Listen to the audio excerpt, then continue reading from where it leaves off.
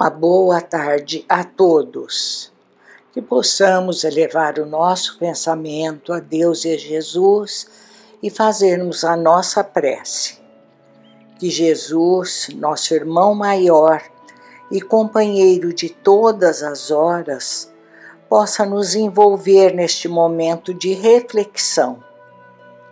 Rogamos o esclarecimento para essa doutrina de luz que tanto nos fortalece. Que assim seja. Faremos hoje um pouco sobre as influências espirituais negativas, a que damos o nome de obsessão. Iniciamos partindo de um dos princípios básicos do Espiritismo, que é a continuidade da vida após a morte do corpo físico. A partir desse princípio, entendemos que o indivíduo após a morte fica livre do corpo material que o revestia, mas continua através de seu espírito imortal, com suas vivências e valores que lhe são peculiares. Isso ocorre porque os valores e experiências são arquivadas em nossa mente, e a mente é um atributo do espírito, sendo que o que nela está gravado continua preservado, mesmo após nos desligarmos do corpo físico. Desta forma, todas as experiências do passado ou do presente espiritual de todos nós permanecem arquivadas em nossa mente, seja no consciente ou no subconsciente, e seguem conosco tanto no plano espiritual quanto no decorrer das várias reencarnações. Muitas dessas vivências ou experiências gravadas em nossas mentes podem dar origem a complicados processos obsessivos, vivências que estão no nosso dia a dia com mais frequência do que imaginamos. Por exemplo, relacionamentos amorosos imprudentes, onde prevalecem instintos primitivos, infidelidade e promessas que iludem sem a intenção de serem cumpridas, ciúmes incontrolados que rasteiam companheiros até mesmo após a morte do corpo físico, calúnias e traições que antes ignoradas são descobertas com a desencarnação. Avareza e apego a bens materiais e dinheiro, onde tudo é permitido quando a finalidade é do aumento da riqueza e onde uns são levados a prejuízos enormes para que outros enriqueçam. O orgulho, hábitos desregrados relacionados à comida, ao álcool, ao fumo e demais entorpecentes. A verdade é que amores e ódios, afinidades e simpatias, vícios e tendências inferiores, fixações mentais, nada disso se desfaz como um passe de mágica após a desencarnação. E é por essa razão que as atrações espirituais, sejam elas por simpatia ou por aversão, acabam por vincular espíritos neste processo contínuo da vida. Mas aí perguntamos, de que forma ocorre essa vinculação? Essa vinculação ou este intercâmbio doentio entre dois ou mais espíritos, caracterizando a obsessão, ocorre através da mente. Toda obsessão baseia-se nos alicerces da mente e de seu grandioso campo de radiações mentais emitidas através de nossos pensamentos. Emmanuel nos explica o assunto da seguinte forma: a mente humana é como um espelho, emitindo raios e os assimilando. E são essas radiações mentais emitidas a fonte de treva ou luz, felicidade ou desventura, céu ou inferno, aonde quer que a pessoa esteja, seja na matéria ou no plano espiritual. Dessa forma, o ser tanto emite as próprias ideias e radiações, quanto assimila as radiações e ideias de outras mentes. E isso acontece porque o pensamento é uma onda eletromagnética. Sendo assim, sabemos que todo corpo que possui esta propriedade pode transmiti-la a outro sem um contato visível, através de um processo chamado indução. Podemos nos comparar como poderosas estações emissoras e receptoras, e a sintonia de nossas estações depende de nossos pensamentos.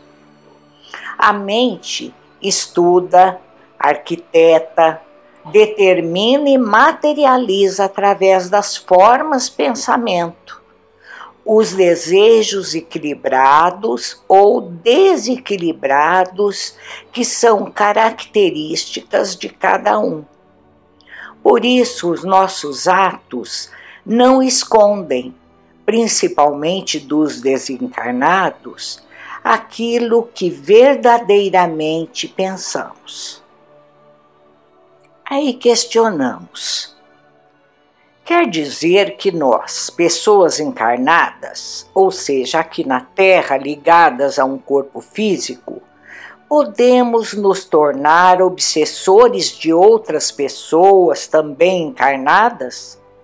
E também de espíritos já no plano espiritual? E a resposta é sim, podemos. Podemos dizer que a forma clássica onde desencarnados interferem na vida dos encarnados não é a única? Não, não é. Basta para isso analisarmos 3 pontos. Se toda obsessão se estrutura pela mente, se é através da mente que emitimos radiações, pensamentos e também assimilamos as radiações, pensamentos de outras mentes, e se a mente é atributo do espírito, concluímos que não importa se estamos no plano material ou no plano espiritual. Independente do plano onde estivermos, o que ocorre numa obsessão é o domínio negativo de quem é mentalmente mais forte sobre aquele que se apresenta no momento ou mentalmente mais vulnerável. Dessa maneira, sem dificuldades, os obsessores reconhecem a natureza das pessoas, já que nós não podemos esconder os nossos pensamentos dos desencarnados. Conhecida a nossa fraqueza moral, aqueles que se afinizam com tais características passam a superalimentá-las, fortalecendo os impulsos e quadros já existentes na sua imaginação e ainda criando outros. Nutrem desta forma a fixação mental. Essa forma de obsessão é a mais comum, porém não é a única. O inverso também existe. Pessoas na matéria obsediando espíritos desencarnados, ou seja, obsessão de encarnados para desencarnados. Entre alguns exemplos dessa forma de obsessão está a situação onde um ente muito querido morre, deixando aqui na Terra pai, mãe, filho ou cônjuge, em que expressões de amor egoísta e possessivo não superam o luto. A inconformação e o desespero, vindos da perda, podem transformar-se em obsessão. Emissões mentais constantes de dor, revolta, tristeza, desequilíbrio, acabam por imantar o desencarnado aos que ficaram aqui na Terra. E isso o atormenta e não lhe permite alcançar o equilíbrio que necessita para enfrentar a nova situação. Outro exemplo são herdeiros insatisfeitos com a partilha dos bens determinada pelo desencarnado e pelos seus pensamentos de inconformação e rancor se fixam mentalmente a ele. Em nós, pessoas encarnadas, com nossas fixações mentais, somos capazes de obsediar outros como nós, também encarnados. É a obsessão de encarnado para encarnado. Forma é uma forma distorcida de amor, que se torna tiranizante, possessivo, tolhedor, sufocante. Esse domínio mascara-se com o nome de ciúme, inveja, paixão, desejo de poder, orgulho, etc. Por último, temos também a obsessão de desencarnados para desencarnados. Desencarnados que dominam outros desencarnados. São expressões de um mesmo drama que se desenrola, só que no plano espiritual inferior. Os homens são os mesmos, carregam seus vícios e paixões, suas conquistas e experiências onde quer que estejam. Por isso também há no além-túmulo obsessão entre espíritos, por idênticos motivos dos quais ocorrem aqui na face da Terra. E a doutrina espírita, revivendo os ensinamentos de Cristo, vem auxiliar na libertação do pensamento, trazendo sua proposta de ação no combate à obsessão. Disse-nos Jesus: vigiai e orai. Uma boa tarde a todos, que Jesus nos fortaleça. Muita paz.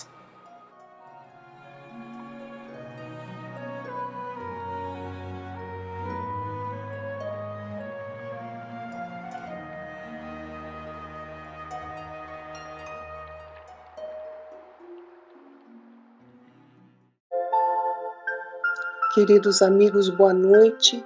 A paz em Jesus em nós, neste momento em que estaremos realizando mais um estudo. Agradecidos que somos do amparo que recebemos, sempre em acréscimo da misericórdia divina, dos espíritos que nos abençoam, que fraternalmente vêm em nosso favor, em nosso aprimoramento espiritual, que sem dúvida trazemos nesse testemunho que hoje realizamos no aperfeiçoamento do nosso educandário terrestre, que é a Terra. Vamos fazer a nossa prece, em especial a prece de Cáritas, na mensagem de esperança e fé que ela nos traz. Deus, nosso Pai, que sois todo poder e bondade, dai força àquele que passa pela provação, dai luz àquele que procura a verdade, ponde no coração do homem a compaixão e a caridade. Deus, dai ao viajor a estrela guia, ao aflito a consolação, ao doente o repouso. Pai, dai ao culpado o arrependimento, ao espírito a verdade, à criança o guia, ao órfão o Pai.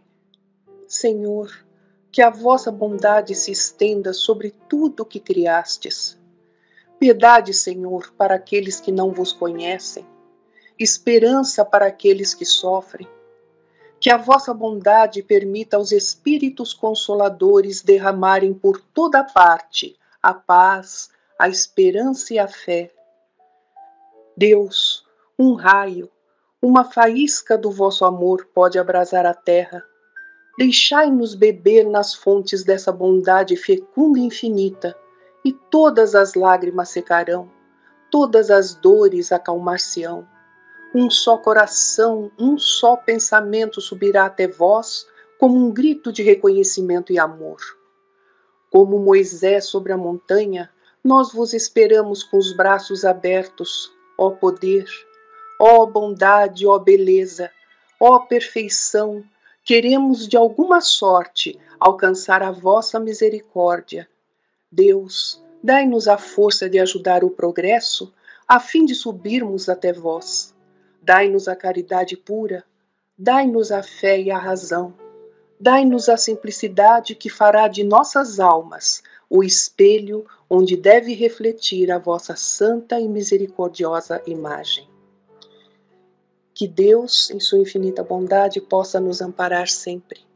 No estudo desta noite do Evangelho segundo o Espiritismo, no capítulo 19, A Fé que Transporta Montanhas, nós vamos ler um texto de um espírito protetor de nome José, Bordeaux, 1862. Desse texto, para que nós possamos colocar as ideias que são principais que o Espírito nos traz, nós vamos ler 2 parágrafos em que ele diz assim: a fé, divina inspiração de Deus, desperta todos os sentimentos que conduzem o homem ao bem.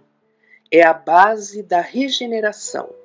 É, pois, necessário que essa base seja forte e durável, pois se a menor dúvida puder abalá-la, que será do edifício que construíste sobre ela? Erguei, portanto, esse edifício sobre alicerces inabaláveis, que a vossa fé seja mais forte que os sofismas e as zombarias dos incrédulos, pois a fé que não desafia o ridículo dos homens não é a verdadeira fé. Pregai pelo exemplo da vossa fé para transmiti-la aos homens. Pregai pelo exemplo das vossas obras, para que vejam o mérito da fé. Pregai pela vossa inabalável esperança, para que vejam a confiança que fortifica e estimula a enfrentar todas as vicissitudes da vida.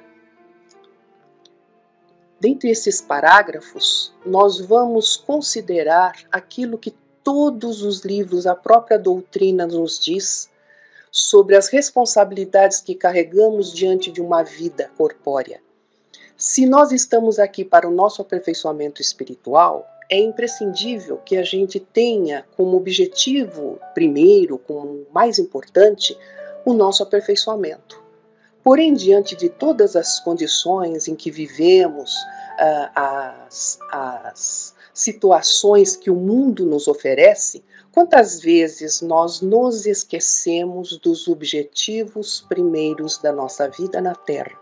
Então, a partir desta ideia que o Espírito já nos avisava, como nos colocar diante dos desafios da vida, principalmente esta prova que é de ordem social em que convivemos hoje, né, diante das aflições que os povos estão recorrendo às condições das virtudes que tantas vezes nós falamos no Evangelho, mas que ainda não conseguimos introduzir em nós mesmos diante dos nossos trabalhos, das nossas relações familiares, das nossas condições sociais. Então vamos nos lembrar um pouquinho sobre o que é uma prova. Se nós pensarmos que prova é a ideia de que nós vamos rever uma condição que vivenciamos para ver se realmente as soluções que nós temos diante da condição dessa experiência nos proporcionou a felicidade, né, ou a vitória sobre uma dificuldade qualquer, então esta prova é uma superação. Lembrando que as provas existenciais, que são aquelas que são as lições redentoras que no Evangelho nos trazem como a única condição que nós temos no mundo de expiação e prova para nos renovarmos, porque muitas vezes a gente traz essa condição de conhecimento, mas por rebeldia ou por falta de vontade, a gente não se modifica. Então, vêm as provas como forma de impulsionar o progresso. E nós estamos vendo que a atualidade está nos promovendo de forma social. Lembrando que essas provas vão ser o desenvolvimento de nós mesmos, nos fortalecendo a capacidade de crescimento, tanto nosso quanto aqueles que convivem conosco, porque a gente experiencia e exemplifica. Vamos lembrar que todas as provas, elas têm como ideia adquirir na vida as escolhas que nos vão trazer a perfeição. Essas provas, elas podem ser aquelas que são obrigatórias, que são as expiatórias, que nós falamos que o nosso mundo é de expiação e prova, né? E as provas que nós temos no dia a dia para burilarmos as nossas dificuldades diante das condições que são mais simples, né? A maledicência, a crítica destrutiva, a avaliação do nosso próximo sem recursos de conhecimento das provas que essa pessoa passa para poder dar um critério, quando muitas vezes a justiça é divina, né? E não é nossa. As nossas decisões não estão modificando as outras pessoas, a não ser que a gente possa, através da nossa vontade, da nossa condição de trabalho, fazer com que o outro acredite que esse caminho seja o melhor e queira nos seguir. É assim que nós aprendemos com Jesus. Então as provas, elas podem ser do dia a dia ou podem ser aquelas que nós trazemos do passado. Isso nós já vimos no estudo da doutrina. Ela pode ser uma prova social. Ela pode ser planejada socialmente pelos espíritos amigos que nos acompanham na reencarnação, segundo as decisões do que é melhor para nós. Então vamos lembrar que essa condição social espontânea, ela vai trazer situação, por exemplo, de carência, a gente nascer sem condição financeira, num lugar geográfico hostil, numa atividade profissional que realmente a gente não gosta, maus tratos familiares. Esses são realmente essas situações, elas são espontâneas, é o que acontece com todos nós, tá? A maioria das vezes. Nós vamos ter as provas que são planejadas, geralmente quando nós pedimos um corpo com uma dificuldade qualquer para que ele nos avise sobre a valorização do que recebemos diante da vontade divina. Nós vamos ter também as provas que são consideradas de forma geral, são aquelas em que recebemos sob a perturbação de espíritos. Quantas vezes nós estudamos dentro do livro dos médiuns a ação dos espíritos sobre nós encarnados, lembrando que muitas vezes eles agem dirigindo-nos às questões quando estamos desatentos à prece e à nossa forma de agir e de pensar, né? Então, esta forma que é planejada, que traz o corpo com defeito, e essa forma genérica, que são os espíritos agindo em nosso desfavor, são condições que vão dar eficiência a burilamento, a aperfeiçoamento, a regra de nossos vícios físicos, de nossa sexualidade desregrada, das nossas condições psicológicas, principalmente de maledicência, melindre, tristeza, ódio, vulgaridade, orgulho, ciúme, que são as condições naturais de todo ser humano num mundo de expiação e prova. Lembrando também que nós temos aquelas provas espirituais orientadas, que são aquelas que nós deixamos no passado, companheiros em que foram ofendidos pela nossa ignorância, pela nossa agressividade, e que hoje nos cobram diretamente, não pela ação generalizada da condição social em que vivemos, mas na cobrança efetiva de uma vida em que vivemos no passado e que hoje, por dificuldades de aceitação, muitas vezes esses espíritos agem em nosso desfavor, nos perturbando e nos levando muitas vezes ao caminho correto quando nos dirigimos à religiosidade, no próprio desespero de poder consertar aquilo que nos faz sofrer. Quantas vezes?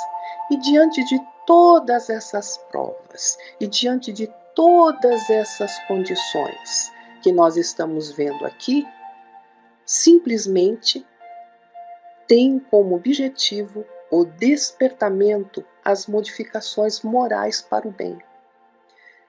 Lembrando de tudo isso, façamos em nós a realidade que hoje vivenciamos. Se nós não conseguimos conquistar ainda a passividade, o exercício da gratidão, o exercício do burilamento de nossos defeitos, a condição de atravessar em nós efetivamente as condições de aprendizado moral que faça com que a gente modifique o ambiente em que nós vivemos, porque nós sabemos que hoje o nosso pensamento é tudo. As formas pensamento traduzem o ambiente em que vivemos. Vivemos aonde desejamos pelas nossas tendências. Quais são as condições que realmente necessitamos diante de uma prova existencial que todos nós estamos passando, de ordem mundial, com um fluxo de algo que é inevitável. Inevitável enquanto não tivermos a coragem da grande mudança para a regeneração. Se não houvesse a necessidade de estarmos sob provas, atravessando drasticamente o nosso orgulho, para que pudéssemos vislumbrar o mundo novo que está por vir, quais condições trariam a necessidade de nossa mudança, se não fosse assim? Só quando estamos perturbados em nosso orgulho é que nós conseguimos visualizar que a dificuldade muitas vezes, por descrença das leis divinas que sejam justas e misericordiosas, olhar para nosso semelhante e perceber que eles também sofrem. Quando teríamos coletivamente a mesma inspiração de trazer em nós a condição de solidariedade mundial, se não fosse pela mesma dor? Quando estaríamos mais atentos aos reais objetivos da nossa vida, se não víssemos nossos entes amados em perigo, nossas esperanças, nossos projetos de vida, sem a condição de sermos bons. Por que precisamos bater de frente com os nossos equívocos para descobrir que isto não vem das leis divinas? Por que ainda o nosso orgulho é tão duro para estarmos enfrentando as condições que só nós podemos modificar em nós mesmos?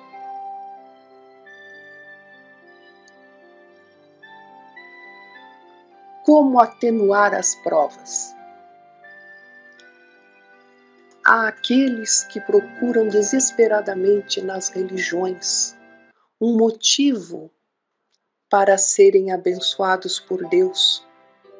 Tudo aquilo que muitas vezes deixamos vacilar em nossas vidas faz-nos lembrar da necessidade de Deus no momento da dor maior. Outros haverão de questionar as leis divinas por rebeldia, dizendo que esta dor não é digna daquilo que eles estão vivenciando.